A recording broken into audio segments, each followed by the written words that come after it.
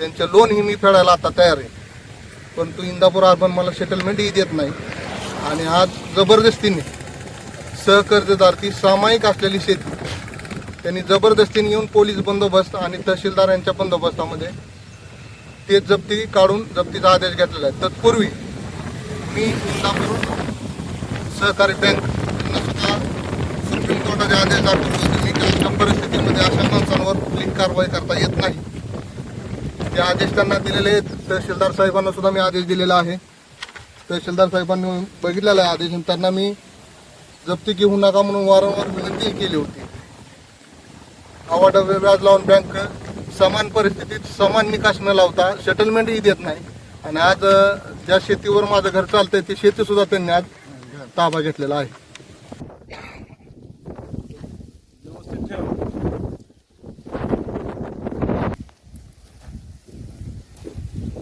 तू अंध का नाही पहिल्यांदा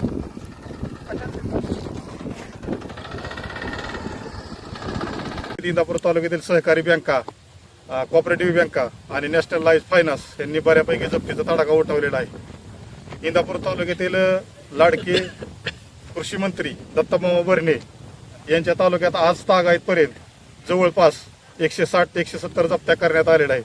तरी इंदापूर तालुक्यातील कृषी मंत्री शेतकऱ्यांच्या शेतजमिनी ताबा घेऊन देखील या प्रश्नावरती एकही उत्तर देत नाहीत. बँकांना ओटे चार्ज केले, थकबाकीदारांनी ओटे चार्ज जरी केले, ओटे चार्ज घेत नाहीत बँका. त्यात बरेच जजमेंट आहेत की ही शेतजमीन ताबा घेता येत नाही. पण या राऊत मॅडम जाणीवपूर्वक इंदापूर तालुक्यातील शेतजमिनी, घरे, दुकाने आवर्जून ताबा घेत आहेत. अशात जर काय प्रकार अनुचित घडला, एखादा शेतकरी आत्महत्या करून मिळाला, एखादा व्यावसायिक जर आत्महत्या करून मिळाला तर आम्ही त्या. नमस्कार, मी अजय शिवाजी शेवाळे, राहणार इंदापूर, संत रोहिदास कसबा. माझे मोठे बंधू विजय शिवाजी शेवाळे यांनी इंदापूर अर्बन यांच्याकडून सीसी मंजूर करून घेतलेले होते. सीसीचा आकडा इंदापूर अर्बन 50 लाख रुपये दाखवत आहे, परंतु प्रत्यक्षात सहकर्जदार माझे वडील शिवाजी शंकर शेवाळे यांच्या सह्या फक्त 15 लाख रुपयाच्या सीसीवर आहेत. राहिलेल्या 35 लाख रुपये सीसीवरती वडिलांची सही नाही आहे. परंतु 2022 साली माझ्या मोठ्या बंधूंचा ॲक्सिडेंट झाला, त्यामध्ये ते अनसाऊंडेड माइंड झाले. मागील 4 वर्षापासून त्यांची तीच परिस्थिती आहे. त्यांचा टोटल खर्च मीच उचलतोय. त्यांचे लोनही मी फेडायला आता तयार आहे, परंतु इंदापूर अर्बन मला सेटलमेंटही देत नाही. आणि आज जबरदस्तीने सहकर्जदार ती सामायिक असलेली शेती त्यांनी जबरदस्तीने येऊन पोलीस बंदोबस्त आणि तहसीलदार यांच्या बंदोबस्तामध्ये ते जप्ती काढून जप्तीचा आदेश घेतलेला आहे. तत्पूर्वी मी इंदापूर सहकारी बँक यांना सुद्धा सुप्रीम कोर्टाचे आदेश दाखवले होते की अशा परिस्थितीमध्ये अशा माणसांवर कुठली कारवाई करता येत नाही. ते आदेश त्यांना दिलेले आहेत. तहसीलदार साहेबांना सुद्धा मी आदेश दिलेला आहे. तहसीलदार साहेबांनी बघितलेला आहे आदेश, त्यांना मी जप्ती घेऊ नका म्हणून वारंवार विनंती केली होती. अवाढव्य व्याज लावून बँक समान परिस्थितीत समान निकास न लावता सेटलमेंटही देत नाही. आणि आज ज्या शेतीवर माझं घर चालतंय ती शेती सुद्धा त्यांनी आज ताबा घेतलेला आहे. जप्तीचा आदेश किती दिवसापूर्वी काढला होता? जप्तीचा आदेश त्यांनी 2022 काढलेला होता.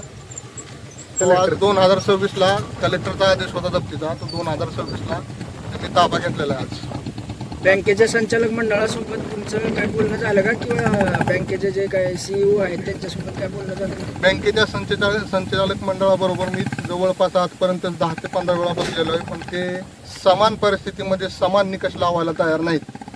जवळचे नातेवाईक, जवळचे संबंध बघून बँक सेटलमेंट देत आहे. आमच्यासारख्याने जायचं कुठं असा प्रश्न पडलेला आहे.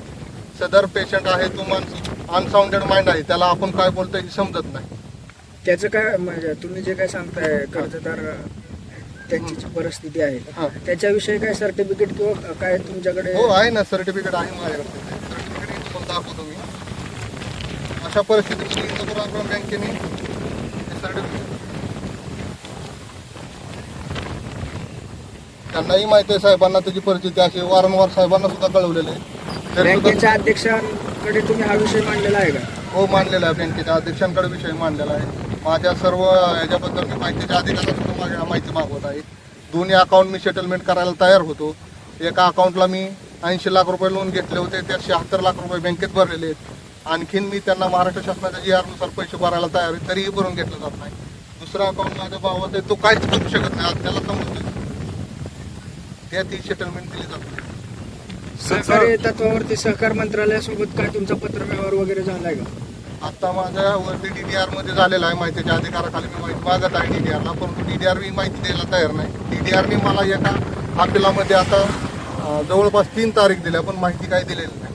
तुम्ही जे काय लोन घेतलेलं आहे ते तुमची फेडण्याची मानसिकता किंवा तयारी आहे का? OTS बँक देत नाही तुम्ही जे काय सांगताय, परंतु तुमची जे काय तुमचं लोन आहे ते फेडण्याची तुमची तयारी आहे? हो, तयार मी त्यांना दर्शवलेली आहे. मी माझ्या भावाचं लोनही मी फेडायला तयार होतो, पण त्यात काही तर माणुसकीने त्यांनी GR मध्ये त्या बसवून व्यवस्थित पैसे घेतले, मी भरायची तयारी होती माझी. शेतकरी संघटनेच्या वतीने काय सांगाल तुम्ही? आमच्या शेतकरी संघटनेच्या वतीने तमाम महाराष्ट्रातील शेतकरी आज देशोधडीला मिळालेला आहे. शेतकऱ्यांना आत्महत्या करण्याशिवाय दुसरा पर्याय राहिला नाही. सध्या वस्तुस्थिती पाहता महाराष्ट्रातील शेतकरी अतिवृष्टी, अवकाळी, आता सध्या आमच्या इंदापूर तालुक्यात बऱ्यापैकी पाऊस नाहीये. आज जून महिना संपत आला तरी पाऊस नाही. संबंधित इंदापूर तालुक्यातील सहकारी बँका, कॉपरेटिव्ह बँका आणि नॅशनलाइज फायनान्स यांनी बऱ्यापैकी जप्तीचा तडाखा उठवलेला आहे. इंदापूर तालुक्यातील लाडके कृषी मंत्री दत्तामामा भरणे यांच्या तालुक्यात आज तागायतपर्यंत जवळपास 160 ते 170 जप्त्या करण्यात आलेल्या आहे. तरी इंदापूर तालुक्यातील कृषी मंत्री शेतकऱ्यांच्या शेतजमिनी ताबा घेऊन देखील या प्रश्नावरती एकही उत्तर देत नाहीत. बँकांना OTA अर्ज केले, थकबाकीदारांनी OTA अर्ज जरी केले, OTA अर्ज घेत नाहीत बँका. म्हणजे एका ठिकाणी दुष्काळ सदृश परिस्थिती आहे, शेतकरी देशोधडीला लागलेला आहे, अशा वेळेस हे जप्तीचं पाऊल उचललंय का बँकांनी? हो, त्यामुळं शेतकरी पूर्णपणे संपलेला आहे. शेतकरी संपवण्याचे कारणच ही सहकार खातं आहे. या सहकार खात्यातील आणि कृषी खात्यातील लाडक्या मंत्र्यांनी याच्यावरती फेरविचार करून इंदापूर तालुक्यातील जप्त्या तसेच महाराष्ट्रातील जप्त्या कुठंतरी स्थगिती द्यावी. अन्यथा शेतकरी संघटनेमार्फत इथून पुढे कोणत्याही बँकेची जप्ती आली, शेत जमिनीवरती जप्ती आली, ती जप्ती गाड्या फोडून आणि बँकेचे कर्मचारी मारून थांबवण्यात येईल, एवढंच सांगू इच्छितो. आज नेमका इथं काय प्रकार झाला? आज इथे अजय शेवाळे साहेबांचे बंधू थोडे मेंटॅलिटी व्यवस्थित नाही आहे त्यांची, त्यांच्याकडे सर्टिफिकेट बी आहे. इंदापूर अर्बनची काय बाकी होती बऱ्यापैकी आम्ही पत्रव्यवहार शेतकरी संघटनेचे माननीय रघुनाथदादा यांच्या आदेशानुसार ॲडव्होकेट पंढरनाथ रायते साहेबांच्या नियोजनामध्ये त्यांनी बऱ्यापैकी बँकेला OTA अर्ज दिलेले होते. कितीतरी वेळा रिक्वेस्ट केली, कोणत्याही प्रकारची मॅडम नायब तहसीलदार न ऐकून घेता राऊत मॅडमने जबरदस्तीने जप्त्या करायला चालू केलेल्या आहे. आजपर्यंत शेतजमिनीची जप्ती ही बेकायदेशीर आहे. आरबीआयचे असे परिपत्रक नाही किंवा सुप्रीम कोर्टचे त्यात बरेच जजमेंट आहेत की ही शेतजमीन ताबा घेता येत नाही. पण या राऊत मॅडम जाणीवपूर्वक इंदापूर तालुक्यातील शेतजमिनी, घरे, दुकाने आवर्जून ताबा घेत आहेत. अशात जर काय प्रकार अनुचित घडला, एखादा शेतकरी आत्महत्या करून मिळाला, एखादा व्यावसायिक जर आत्महत्या करून मिळाला, तर आम्ही त्या राऊत मॅडमच्या घरी जाऊन त्याचे दहन करू. आज नेमका इथं प्रकार काय झाला? आज इथं जप्तीला आल्यावरती बऱ्यापैकी अजय शेवाळेंनी त्यांच्यासोबत चर्चा केली की तुम्ही सुप्रीम कोर्टच्या निर्णयाप्रमाणे असं करा, तसं करा. पत्रव्यवहार झाला आहे, कोर्टला दाखल केलेलं आहे वरती अजून स्टेसाठी. कोणतंच म्हणणं न ऐकून घेता आणि विशेषतः इथला प्रकार असा घडला ही म्हणजे खाऊगुल्ला असला प्रकार झाला आहे. असा प्रकार ह्याच्या पाठीमागे कधीच घडलेला नाही. जप्तीचा आदेशाची व्हॅलिडिटी 3 वर्षाची असते. जप्तीचा आदेश आहे 2022चा. आदेशाची मर्यादा संपून गेलेली, तरी ही जप्ती ही मॅडमने लाडू मेव्यासाठी केली, कशासाठी केली आम्हाला इतकं कन्फर्म सांगता येत नाही, पण जप्ती 100% बेकायदेशीर केली.